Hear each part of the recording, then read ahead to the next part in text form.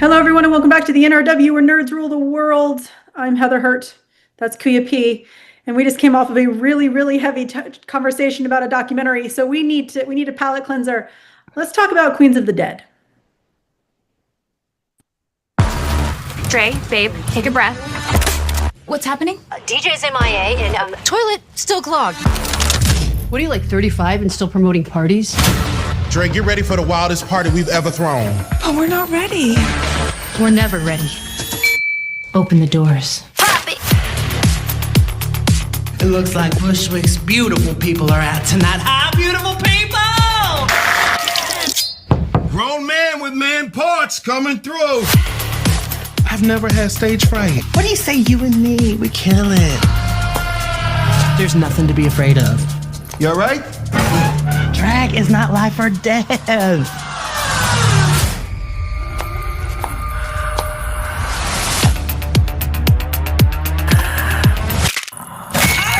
Bitch! Oh, fuck. Something very bad is going on. Manhattan is under siege. What the hell? Shelter in place? That thing was not human. You know what this means. It's worse. A zombie. Yum, yum, yum. My wife is coming. She's probably dead. Oh my God! That was kind of sexy. Softball, third base. We gotta armor up. You might want to look away. Why?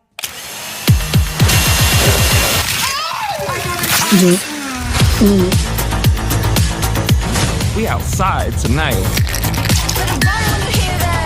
It's life or death. It's both.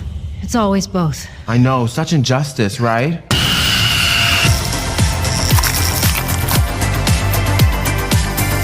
Survive, survive.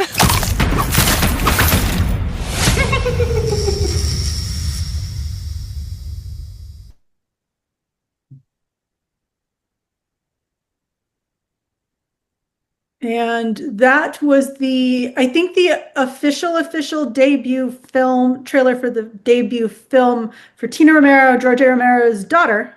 I think she's done stuff with other people, but I think this is her debut as a director, right? Think so? I believe so, yeah. All right. So yes, this is Tina Romero of The Romeros making a zombie movie, which is hella awesome. Queens of the Dead is written and directed by Tina Romero and co-written by Erin Judge. It features Jaquel Spivey as Sam. And just so y'all know, due to the LGBTQ plus nature of this film overall, we will be using they, them pronouns for a majority of this, just to make it easy, not so that we don't accidentally misgender somebody in this. Since one of the great things about this movie is that every single gender or lack of gender is represented in this film. So for a majority of this, KP and I will try and use they, them. If that's cool with you, KP? I'm going to do my best, definitely. But I appreciate, that. And because I've got it. That's something I'm trying to do better at, to not misgender. Absolutely. We do know some of them with, some of them have specific genders. Katy O'Brien, as an example, who plays Dre, one of the main characters. She, of course, goes by she, her. But once again, for ease of use, they, them will be our primary for this review. Quincy Dunn-Baker plays Barry. Tomas Matos plays Nico. That's Nico. I love their fit. Their fit is just perfect. Jack Haven, who plays Kelsey. Dominique Jackson, who plays Yasmin. I wish you could see the character her. I wish you could see. Yasmin is just poppin'. Margaret Cho, who plays Pops. Riki Lindhome, who plays Lizzie. Eve Lindley, who plays Jane. Cheyenne Jackson, Jimmy. Becca Blackwell, who plays Twiz. And Shaunette Renée Wilson, who plays Tiger. And last but not, at least on this list for me, Samara La Perdida, who plays Jax. That's like your big main set right there. Of course, it takes a village to make a film. So we want to acknowledge that there were many other actors. There's a lot of fun makeup in this. The makeup artists on this were just on point. The costume designers were on point. This is just a fun film. Quick synopsis. This film does arrive on October 24th, so there will not be spoilers in this film unless we might talk about things in the trailer specifically, but if it's not in the trailer, we ain't talking about it. This film comes from the point of a zombie apocalypse, and survivors that are in the group the survivor group we are watching is from a gay club that is about to put on a drag cabaret, and they just can't quite fill the house. Dre has been trying their damnedest to get things going, and just the bar is just not working for them. They had this film is peak Others kind of horror. It's a lot of fun. It's a lot of silliness. We start with a drag queen walking down the street, and then something happens, and thus the zombie apocalypse begins, a la George A. Romero kind of style. And it is a really phenomenal statement on what horror is. Horror is about others. It is about creating a spotlight on those who are not just cis white men, and how that othering can actually affect and even protect us at some times.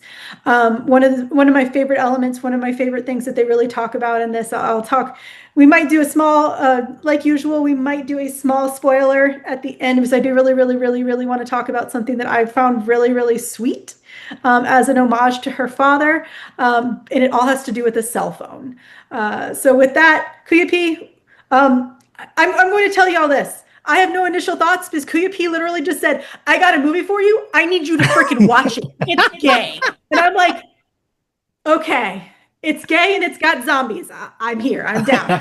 KAYFABEYBABY, since you actually had an initial thought, what were your initial thoughts? So I found out about this film with pre-planning. Heather and I, we do our weekly entertainment pick show, and I'm always trying to see what's coming up soon that I'm interested in so we can reach out, get a screener, hopefully set up interviews, all of that. And when I just saw the title Queens of the Dead, I was like, bitch, I need to find out what the hell this is about. And sure enough, I was not disappointed. Tina Romero, the daughter of legendary George Romero. George Romero's Dawn of the Dead original film, not the Snyder remake, is one of the films that got me into filmmaking. Tom Savini, who did the special effects in it, who also starred in it, had recently, at that moment in time when I watched the original Dawn of the Dead, was the makeup artist as well that worked on Thriller, Michael Jackson's Thriller. That music video, to me, the best music video of all time, along with this, opened the world up to filmmaking, creative energy, creating props, creating special effects, physical effects. All of that, I wanted to be in that world. And so, yeah, Romero will always hold a special place in my heart. So fast forward to now, I am raising a daughter. I was also, before that, as I got older, I got into the music scene. I was hitting clubs, every kind of club. It didn't matter to me. I have nothing but love from everyone, as I'm sure people know that by now on this channel.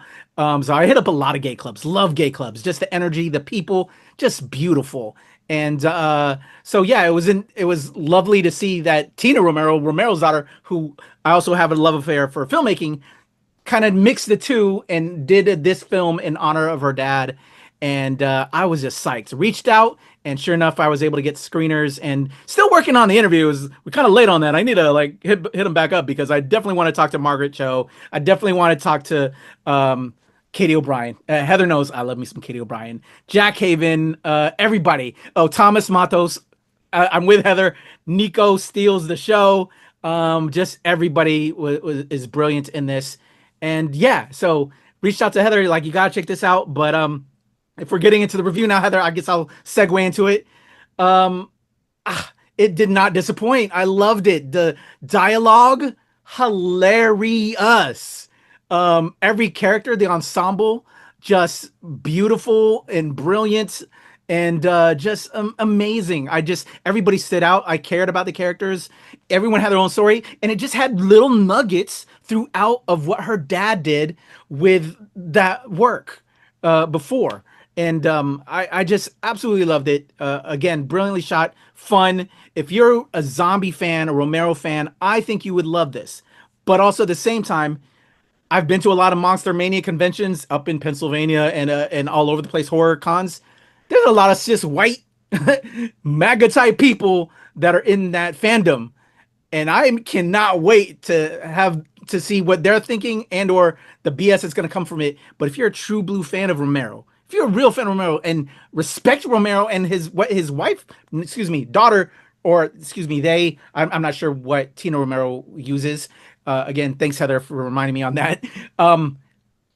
I think Tina Romero is absolutely brilliant, and I think it pays complete homage in this work to George Romero, and I just think it fits all in there. We're just now, instead of that Pennsylvania graveyard in Night or that mall in Monroeville, we're now in Brooklyn, or I think it was I forgot where it's at in New York in this one, Heather. Bushwick. It's. I think they mentioned Bushwick in the trailer. I think they did. I think they did. Yeah, but just everyone was really well cast. I cared about everybody, and the story was hilarious. And the Tom Savini as mayor, who I pointed out, who did the effects in both Thriller and Dawn, to see him pop up as the mayor of New York, chef's kiss. There's a whole bunch of really fun like cameos and a whole bunch and it's really sad to go kind of move off from the review a little bit for a second. George A. Romero's Night of the Living Dead 1968 is iconic. No, it is not the true creation of the zombie, but it is the beginning of the zombie feature. Romero created the very first zombie feature 57 years ago. We are coming up on that 60th anniversary. And he was one of the first to put a person of color as a lead. Even more importantly, I think he was the first to put a person of color as the hero. In a primarily white feature. Because there have been directors of color for decades, but they would tell stories from, where they were permitted. But this was a white man putting a person of color as their hero and as their lead. George A. Romero made it very, very, very clear that horror is about exposing injustice. It is about making a statement. It is about including the other. And if you are a horror fan and you cannot represent or respect the fact that a shit ton of horror is queer, a shit ton of horror is about exposing racism, is about exposing conservatism, is about exposing evangelical Christianity, you should not be hanging out in this genre because you are not paying attention. You are seeing boobs and you're walking away.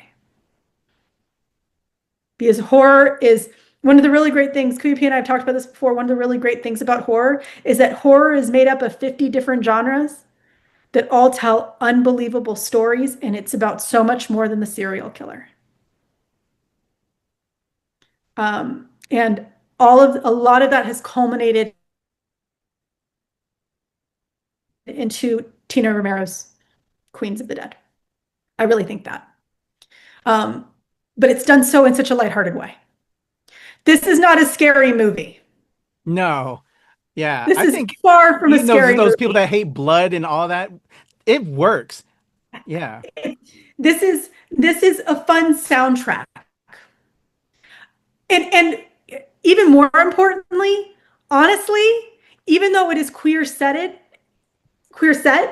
there's not a lot of discomfort. If you are one of those weird people that can't stand when other people kiss, whatever their gender may be, there's actually not a lot of sexuality people that look like men wearing dresses. That's it. Like this is a very easy, digestible film. Is this the greatest film you're ever going to see in your life? No. No. Is it the best zombie film? No. Is this a really, really fun time with a really, really goofy ass cast that just looks like they're having the time of their lives with a really fun soundtrack? Absolutely.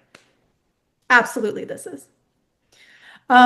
Is this a movie for those of you who cannot stand the super gory, super gritty darkness? Do you never ever want to see Skinamarink in your life, but you still like horror? This is for you. By the way, I'm uncomfortable with Skinamarink. Don't feel bad. I love horror and I don't like Skinamarink. It's a little bit much for me. With that being said, KAYFABEYBABY, final thoughts. Highly recommend. If you're a zombie fan, if you're a fan of Romero, for my LGBT community, even though, as Heather stated perfectly, yeah, if you get worried about that, if you're on the other side, I think it'll still play for you. But if you are, pride, love, like there's so much pride in this. It's beautiful. I just love the dialogue, everything. I want to see where they're gonna go with it next. That's not really spoilers. If I just, because Romero's had other part 2, as we know, it was Day of the Dead. So if Tina decides to stay, I would love to see what she could do continuing on from here if the story continues. But again, that's not spoilers. It's a franchise. Dead has always been kind of a franchise. So that's, I feel like Heather's like staring daggers into me right now because you got to be careful, man. Don't spoil stuff. I just love the concept of this. I think it can continue. And again, the characters were really well done. So it's like, you can continue this on. Like she could continue on the mantle if she chose to, or if they chose to. I would love that to be the case. I'd love to be in this world because Tina understands this world, as demonstrated in Queens of the Dead. Just so much fun. Heather. I do think KAYFABEYBABY, I think I need to clarify a little bit. This is for the gays. This is for the gays. This is for the queers. But if you are uncomfortable with me, I don't know why you're uncomfortable with me. I just paint my hair and I have tattoos and I crochet. But other than that, this is a movie for even if you are a little bit uncomfortable with people that look like me, people who act like this, you will be fine. All you see is some big hair and cute outfits. That's all you're going to see. Maybe a girl kiss another girl. That's it. Oh, I want to ask you, I'm sorry, Heather. Who are some of your faves? Because I just loved everybody. Or did you love everybody too? Or are there certain people that really highlight that was like amazing? So Sam, who is this one, I'm always so bad with the green screen. Sam is phenomenal. Their closing number is fabulous. Fabulous. And then, Katy O'Brien, I think is kind of, though I do love this. I did love the shirt that she wore the entire time. Like this is, it's so accurate. It's cheating. So I'm not going to include Dre in this because it's kind of like, I'm going to actually be very honest in this cast. Everyone was a lot of fun, but Katy actually seemed like she was the most experienced and professional. For the most part, there are a couple, Margaret Cho is a perfect example. There are a couple of people who do have more experience, but when it comes down to the very basics of filmmaking, the professionality of Katy O'Brien was just, you could see it in the cast. So I'm not going to include her, but Sam really stood out. And then I do love, once again, you don't see her on screen, the character female. Yasmin is just a lot of fun. And once again, stay to the end because she's actually a major part of one of the homages that I love so much about this film. So I won't go into why until the very end. So say after the credits and I'll talk to you about that. So with that, KAYFABEYBABY, what about you? Who was your favorite? Nico right above your shoulder. Love them. Love Nico, just outstanding. And the friend, just the movements, like everybody. And even with Sam and the character in the green back there, their relationship and how Misty. yeah, especially when there's a special moment towards the end when something happens. How the character in the green, again, his name's escaping me. Who'd you say is the character in the green? When yeah, yes, is supporting and telling, because Sam left to become like part of a nursing facility that Katy O'Brien's character's girlfriend works at, because Sam used to be the main queen, I guess, at the club. And I'm trying to be careful not to spoil, but just the pep talks and just the relationship there, and then the bigging up your friend, it's just, I love the themes in this, and it was just beautiful. So their relationship, but Nico, outstanding all the way to the end, just brilliant. Oh, and the first zombie that's on this poster right here. Yeah, she's that opener in the film that kicks it off. The dialogue. As soon as that whole opening sequence, I was like, I love this film. That it was just the first couple of minutes, Heather, that I was hooked with this zombie, and I was locked in. I was like, let's go. She actually had a really great moment that reminded me. I gotta speak. This is a really, really weird sidebar, way to tangent into this.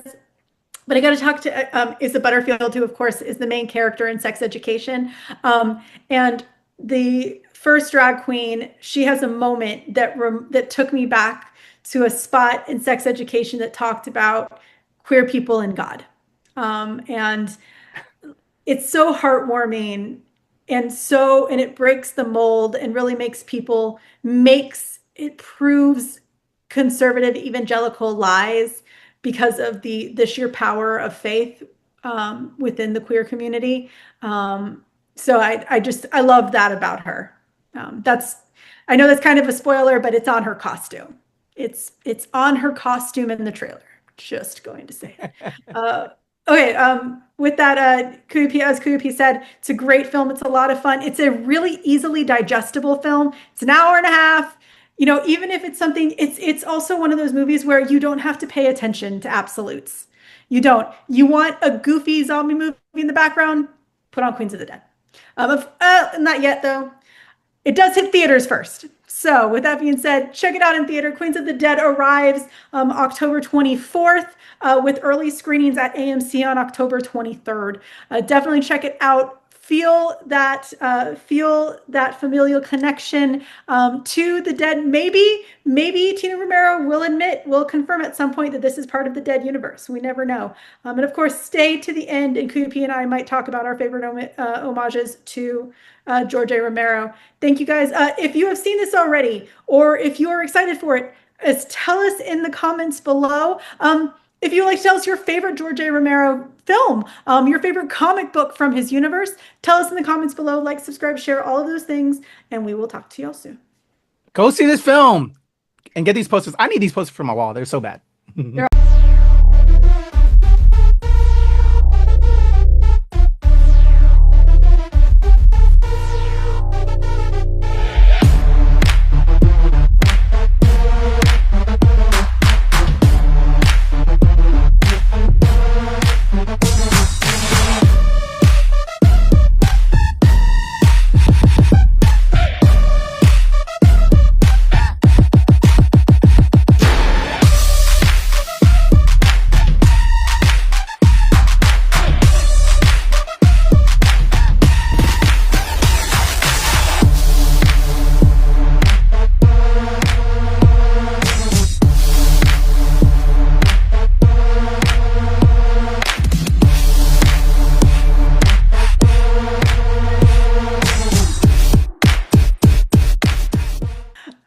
Guys, this is your final chance.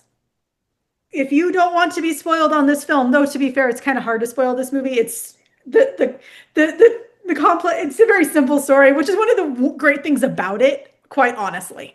But if you don't want to spoil it, please stop watching here, pause, come back to us, and tell us if this is your favorite as well later on. Kuyupi, what was your favorite thing that you saw that reminded you of a classic George A. Romero film?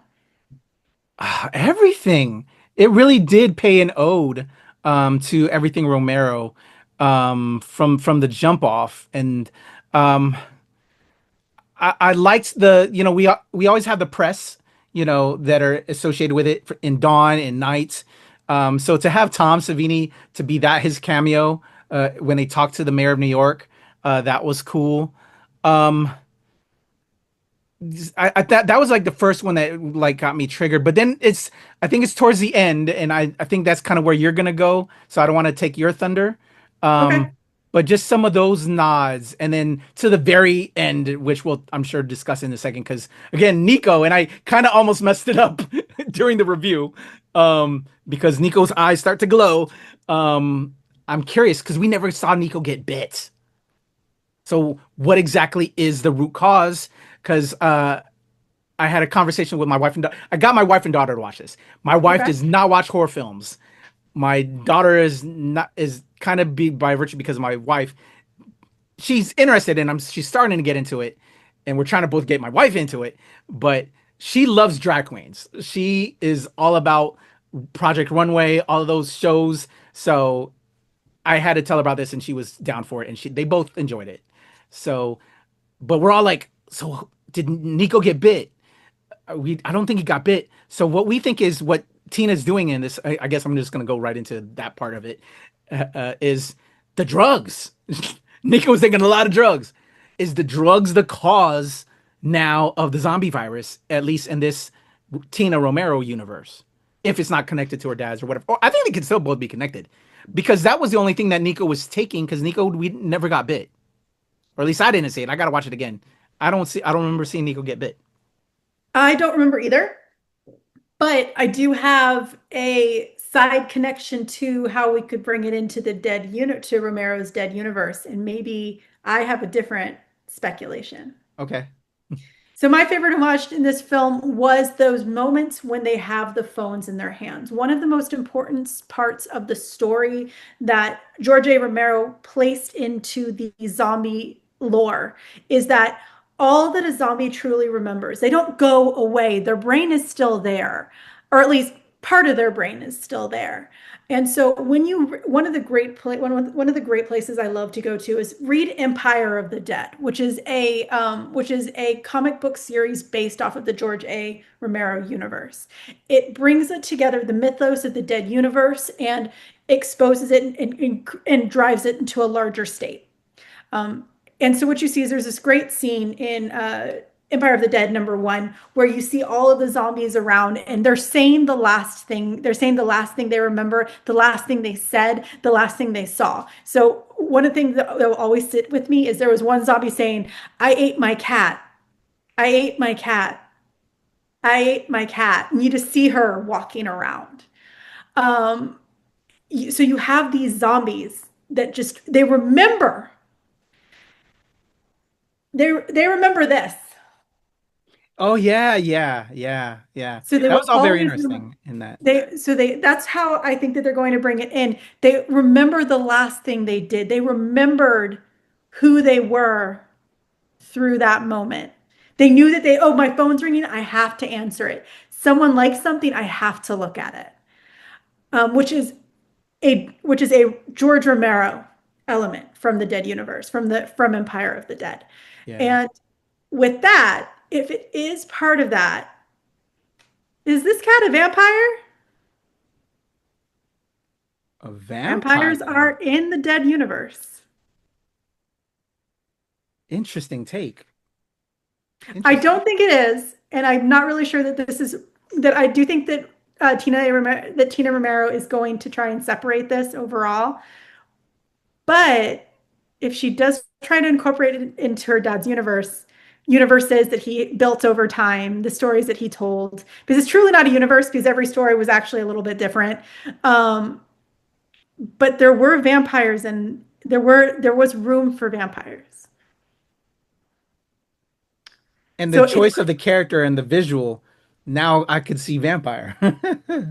Once again, this is straight speculation. Realistically, universally, the eyes were red. It wasn't your traditional zombie turn either.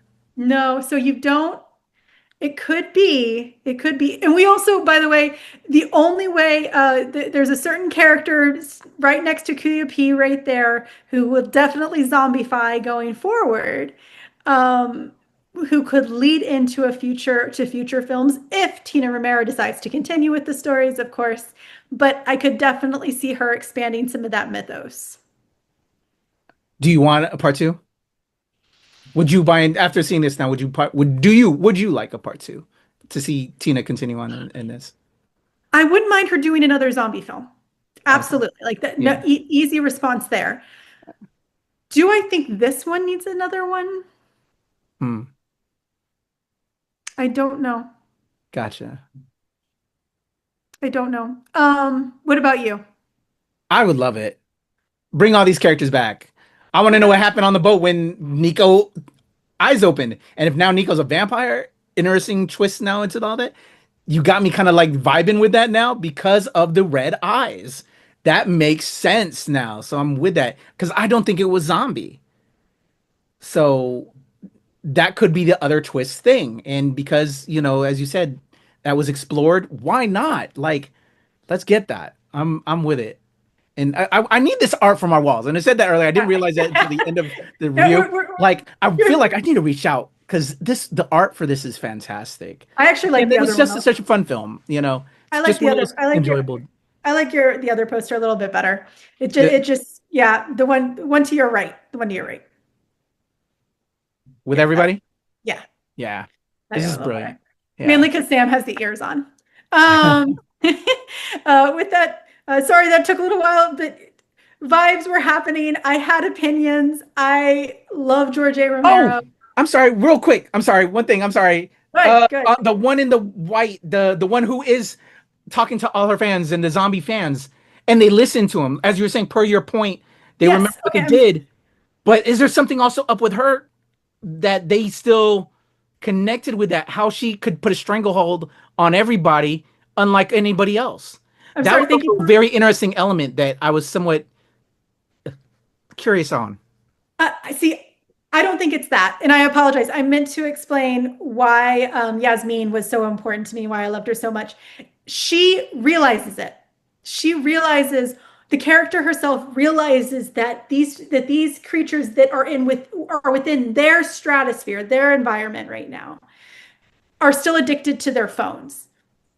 So the way to build distraction is doing the one thing that the zombies know how to do. And I thought that was the perfect emphasis on the homage. It's Tina Romero going, guys, they know how to do one thing because they remember that one thing that they did. And that's why I liked Yasmin's character so much. It's because she realized what most, and I hate the word true. I hate the words true fan because if you like it, you're a fan. You don't have to be a true fan. But in this case, I'm just going to use it as an emphasis. True fans of George A. Romero will know how that connects. And I think that's why she was one of my favorites. And it was just that scene. Because it just amplified that homage to me. I'm with it. All right. With that, sorry guys for the extent. I think this was longer than our actual review. Once again, Queens of the Dead arrives in theaters on October 24th. Definitely go check it out. As you can tell, we might have had a little bit of fun with it. So enjoy it, have fun, and we will see y'all soon.